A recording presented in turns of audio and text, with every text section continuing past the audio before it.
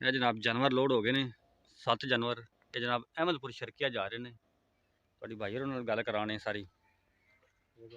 ਦੱਸਣਾ ਹੀ ਮੈਂ ਬਾਅਦ ਚ ਦੱਸੂਗਾ, ਹੁਣ ਨਹੀਂ ਮੈਂ ਦੱਸਦਾ, ਗੱਲ ਦਾ ਪਤਾ ਨਹੀਂ ਹੈ। ਸਾਹਮਣੇ ਕੀ ਜਨਾਬ ਆਓ ਭਾਈਜਾਨ ਸਰ।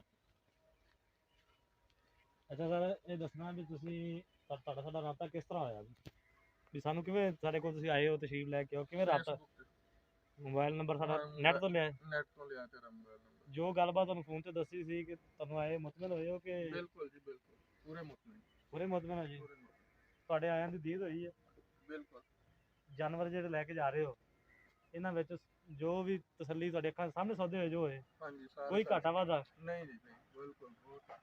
ਬਾਅਦ ਲੋਕ ਕਹਿੰਦੇ ਨੈਟ ਵਾਲੇ ਜੀ ਵੀਡੀਓ ਤੇ ਮੰਗਾ ਲੈਂਦੇ, ਸੱਦ ਲੈਂਦੇ ਬੰਦਿਆਂ ਨੂੰ ਤੇ ਸੱਦ ਕੇ ਤੇ ਗੱਲਾਂ ਬਹੁਤ ਪੁੱਠੀਆਂ ਕਰਦੇ ਨੇ। ਨਹੀਂ ਨਹੀਂ, ਸਾਡੇ ਨਾਲ ਜੋ ਹੋਇਆ, ਜੋ ਸਾਨੂੰ ਚਾਹੀਦਾ ਸੀ ਸਾਨੂੰ ਉਹੀ ਮਿਲਿਆ। ਉਹੀ ਮਿਲਿਆ ਜੀ? ਉਹੀ ਮਿਲਿਆ। ਜੋ ਗੱਲਬਾਤ ਫੋਨ ਤੇ ਜੋ ਦੱਸੀ ਸੀ ਉਹੀ ਮੌਕੇ ਤੇ ਹੋਈ ਹੈ? ਹੋਈ ਸੀ ਉਹੀ ਮੌਕੇ ਤੇ।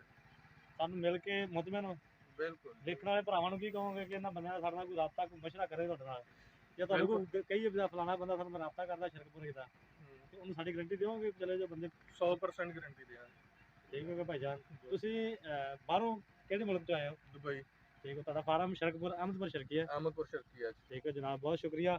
ਇਨਸ਼ਾਅੱਲਾ ਰਾਬਤੇ ਰਵਾਂਗੇ ਇਨਸ਼ਾਅੱਲਾ।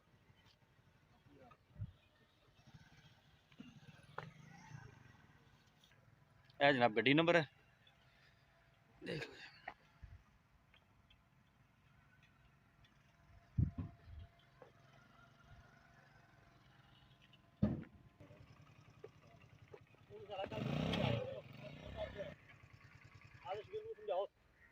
अस्सलाम वालेकुम जनाब।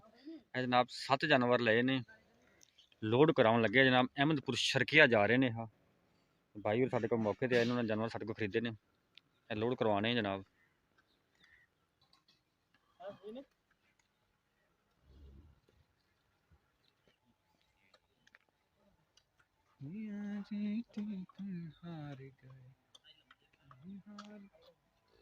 चलो चलो छो छो भी छो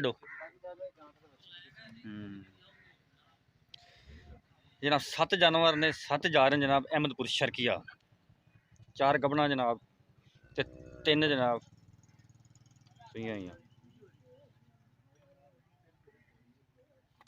चलो जी, नीमा नीमा हंसते हो।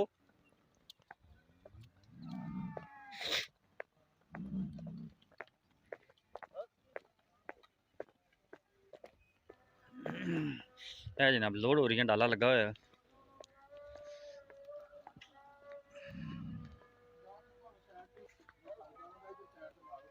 नहीं उत्थे बंधन दो।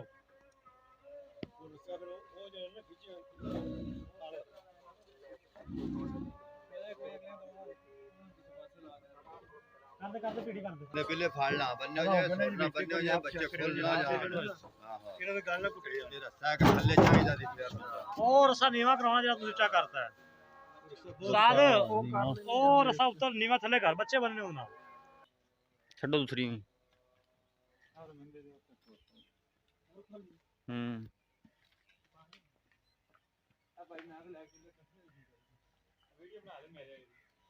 बन गई, चल तू।